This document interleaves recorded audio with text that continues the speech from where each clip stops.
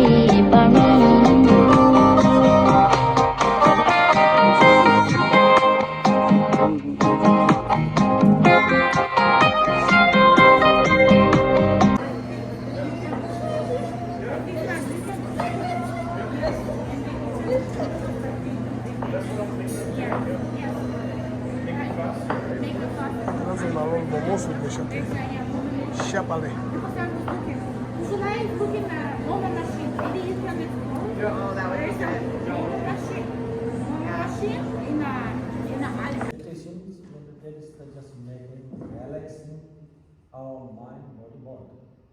Without relaxing, we couldn't do the meditation, right? Meditation, there's two types of meditation. One analytical meditation and one single point meditation. The both of them just make us simply peace, harmony in our mind. Sometimes we have a problem in our mind, they could be solve this problem also. Sometimes they just make sometimes we wrong the use of the technique and we can program it. So we must be careful for when we just meditate, right? Sometimes too much thinking, that's too much, very take care and effort, and sometimes we go wrong. From this must be care, right? Just take when we just like a little seriously, but relax, right? Very relax. So we have to need like a relaxed body. That is one thing. Usually in a monastery and we just use the meditation. One is the quiet place. That is the most important. Somewhere we use like a retreat, place like on in forest, very less people. They just go in, coming down, right? That place is best thing. But now in Western, there's a good facility in our home also. The door is closed. But in India, we just close the door and window, but we can listen the sound outside. So that is just make difficult. But here is quite better. They have a good system, right? So when our mind is very flexible, right? When it just come, listen to some sound, just go that side. Someone other than sound, they go that side. And our eyes see something quite different. Then just follow our mind for that. So then we don't be like the meditation is only just take your mind, take care, the controlling mind, right? It is for also help for our mind. And when we just meditate, then there is a 7 or 8 the position of our body. That is one important. And some they have problem knee, and some there's adopted this fisherman's attire. Wait. And what else I have this one, right? This one you want to put it down or? Oh, Susan's not here. I wonder if I can wear her outfit. Do you? Yes. Yeah, yeah. I'm glad you announced that. Yeah. In different parts of Tibet. So Tibet is a very rich in culture, tradition, and each region of Tibet has its own unique attire, and keeping to the center of the costume or attire is a Tibetan chupa, which is a long dress that both men and women wear. And depending on which region of Tibet you are from, it would depict how you wear it. So it's like you are wearing a dress, but how you tie it, how long of a length it should be, it depends on this particular region and particular region's fashion at that time. So I bring to you the fashion show, but before beginning the fashion show, one part of the fashion show that I really like this time is the two characters from Tibetan Opera. So Tibetan Opera is said to be found around the 7th century. So we will be presenting you two characters from Tibetan Opera. One is called Ngompa and another one is called Ringa. And Ngompa is supposed to be the embodiment of Chana Dorji, is a Buddha of power, and is supposed to subdue the negativities and keeping to the center of the Tibetan way of life, centered on Buddhist philosophy of altruism, compassion, and kindness. And we bring our Tibetan culture here through our models who will be giving you a glimpse of Tibet and how Tibetan people dress, and adding to just not the culture costume, they would be doing a little bit of a movement that is particular to that region, and I hope you guys will enjoy. So we will start with the first two characters from Tibetan Opera. Please, music.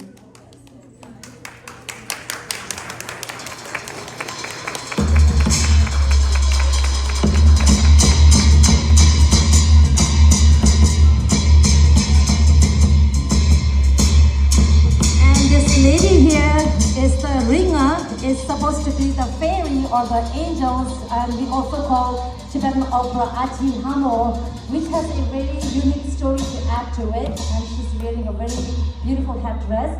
And this is the Ngompa, is a character from Tibetan Opera who's supposed to be playing a fisherman, which is why you see all those frills around him. That is supposed to be the fishing network. Thank you. And take one more now.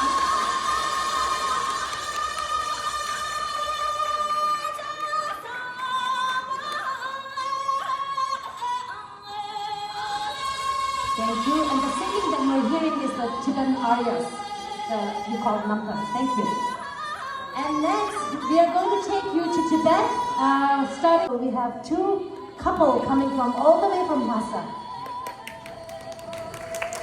And the gentleman that is having the attire is an attire of the government official, and he has authority over many things, and he is dressed as an official.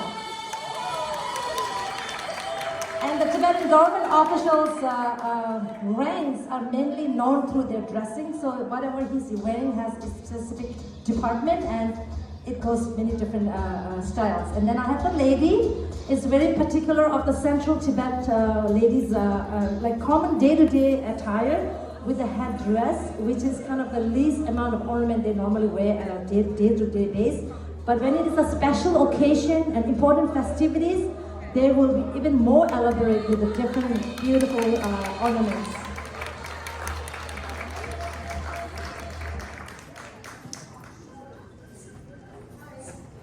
Okay. And the music that you're hearing at the back is music from Central Tibet.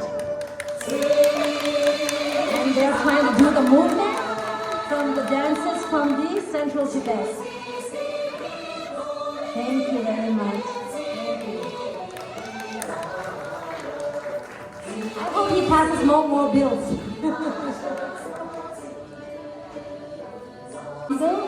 And so when you look at the Tibetan chupas, she's wearing the full sleeve, but she has the sleeves down. And that's the movement that's very particular in the Amdo region, where a woman would be showing off their flexibility with the hip movements. Thank you. And this is another set of Amdo region's attire. And if you wonder where Amdo is located, it's in the northeastern Tibet.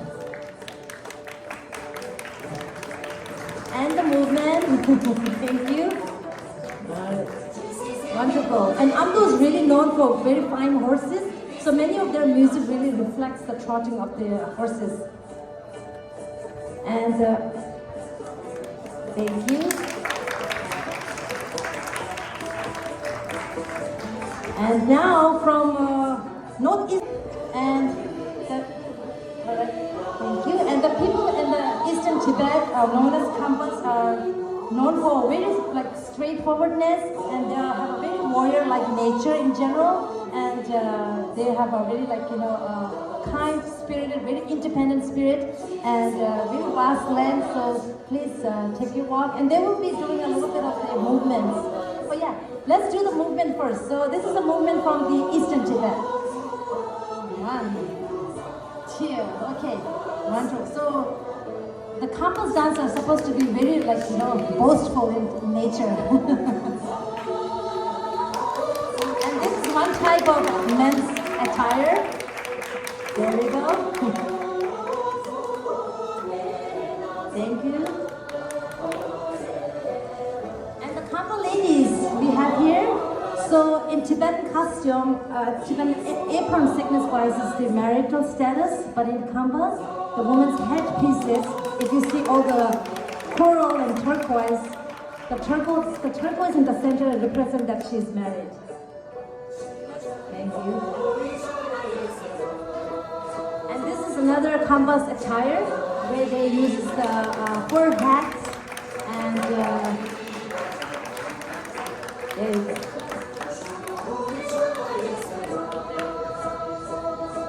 Thank you very much. And your Urdu. And the Khampa has the Urdu, what he's swinging. So most of the Tibet people live a very nomadic life. So when they go herding their livestock, they have this sling with them, which they throw to the wolves who try to attack their livestock. So very, very, very powerful.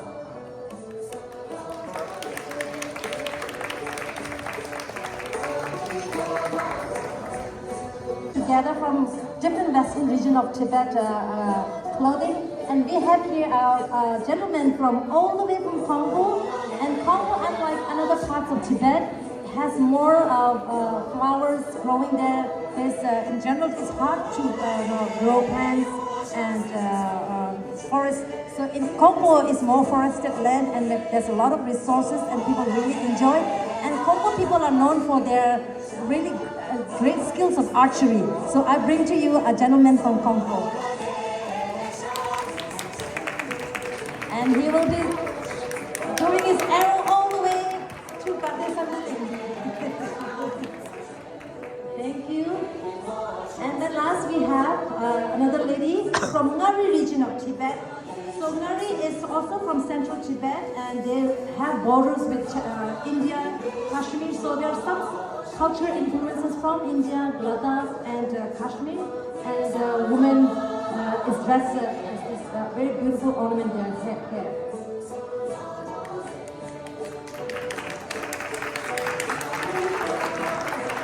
Thank you.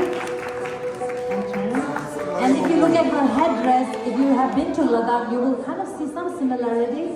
And the cape that she's wearing at the back, with a different coloring, it generally signifies the family's status. And Ngari woman would like to do a little dance.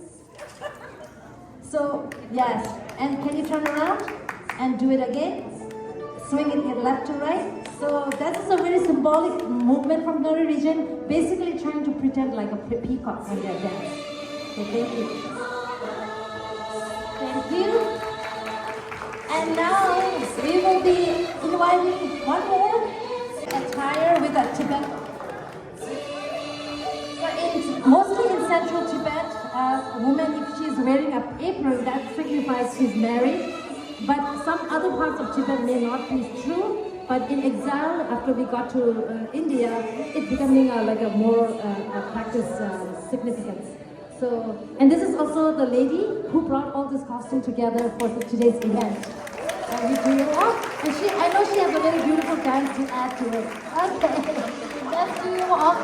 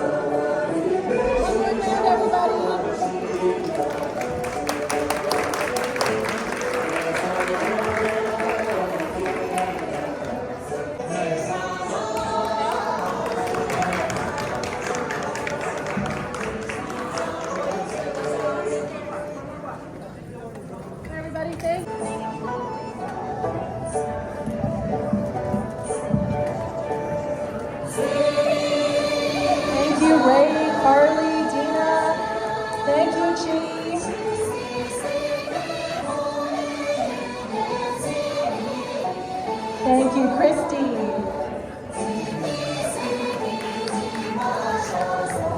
Thank you, Jeremy Berg.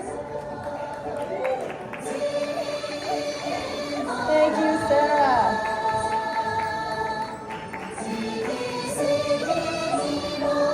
Thank you, Corey.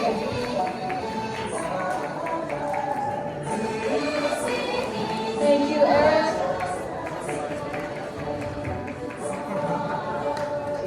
And thank you, Jonathan.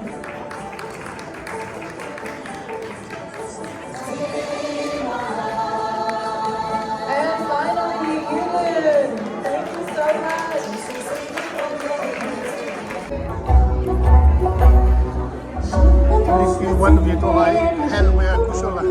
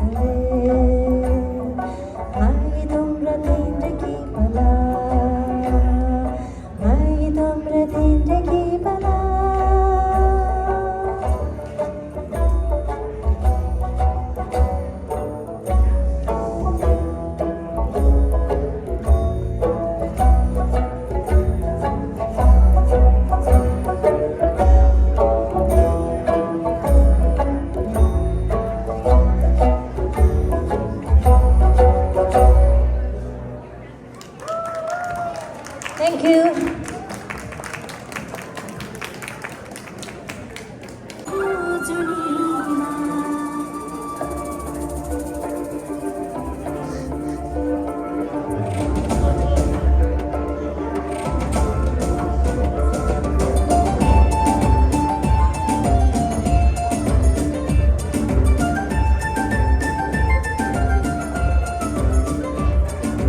नाच न जन्मा नाच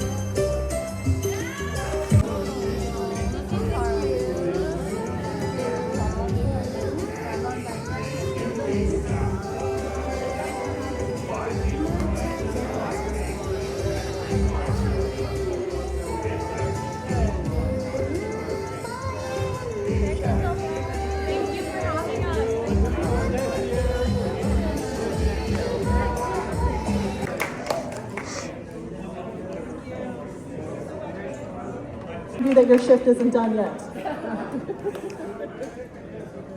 Thank you, Eric.